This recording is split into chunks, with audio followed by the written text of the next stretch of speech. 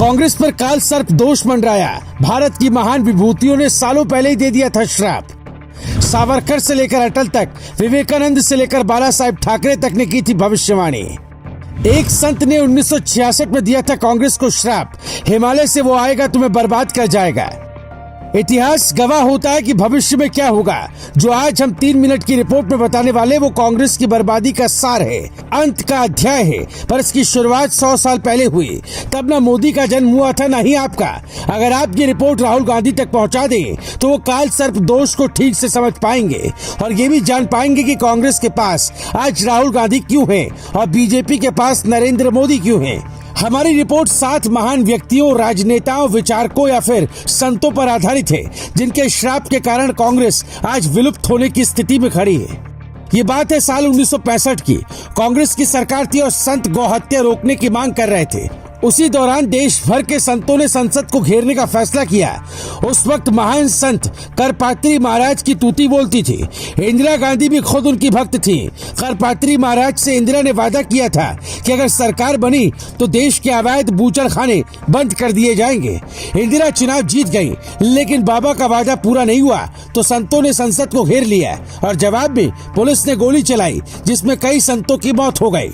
उसी घटना के बाद करपात्री महाराज ने इंदिरा और कांग्रेस को एक भयानक श्राप दे डाला, जहां से मोदी का जन्म होता है। हम आपको 7 श्राप सुनाते हैं जहां तय हो गई थी कांग्रेस की तबाही। मैं कांग्रेस पार्टी को श्राप देता हूं कि एक दिन हिमालय में तपस्या कर रहा साधु आधुनिक वेशभूषा में आएगा, इसी संसद पर कब्जा करेगा और कांग्रेसी विचारधारा को नष्ट कर देगा। मैं एक ब्राह्मण हूं और ब्राह्मण का श्राप कभी खाली नहीं जाता। गोरखपुर से छपने वाली मासिक पत्रिका कल्याण में इस घटना के बारे में छपा था। मुझे इस बात का दुख नहीं है कि तूने निर्दोष साधुओं की हत्या कराई, बल्कि तूने गौ हत्या करने वालों को छूट देकर पाप किया है। ये माफी के लायक नहीं है। गोपाष्टमी के दिन ही तेरे वंश का नाश होगा। साधुओं की हत्या के बाद करपात्री महाराज का श्राप।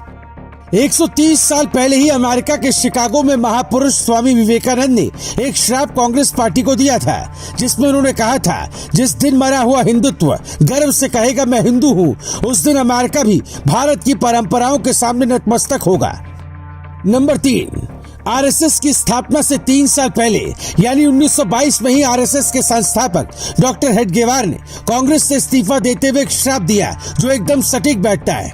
मैं आज कांग्रेस छोड़ रहा हूं, पर मैं शपथ लेता हूं मैं इसी कांग्रेसी विचारधारा के विरुद्ध ऐसा संगठन खड़ा करूंगा जो कांग्रेस का नामो निशान मिटा कर रख देगा, चाहे इसके लिए 100 साल ही क्यों न लगे। 800 साल की गुलामी में 100 साल और सही, यही संगठन भारत को अखंड भारत बनाएगा। नंबर 4, महात्मा गांधी ने एक नोट में लिखा, कांग्रेस अपने वर्तमान स्वरूप में अपने उपयोग से बाहर हो गई है, अब कांग्रेस को भंग कर देना चाहिए। जनवरी साल 1948 में महात्मा गांधी का लिखित बयान। नंबर 5, एक सीट से जब अटल बिहारी वाजपेयी की सरकार गिर रही थी तब उन्होंने एक बड़ा ही तार्किक श्राप दिया और कहा, आज हमारी सरकार महज 1 वोट से गिर गई है। हमारे कम सदस्य होने पर कांग्रेस हम पर हंस रही है, लेकिन मेरी ये बात कांग्रेस कतई न भूले कि एक दिन ऐसा आएगा जब पूरे भारत में हमारी सरकार होगी और पूरा देश कांग्रेस पर हंस रहा होगा। साल 1999 में अटल जी का संसद में दिया गया बयान।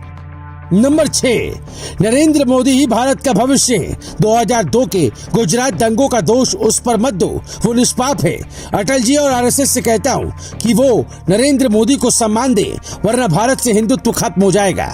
2002 में बाला साहेब ठाकरे का दिया गया बयान।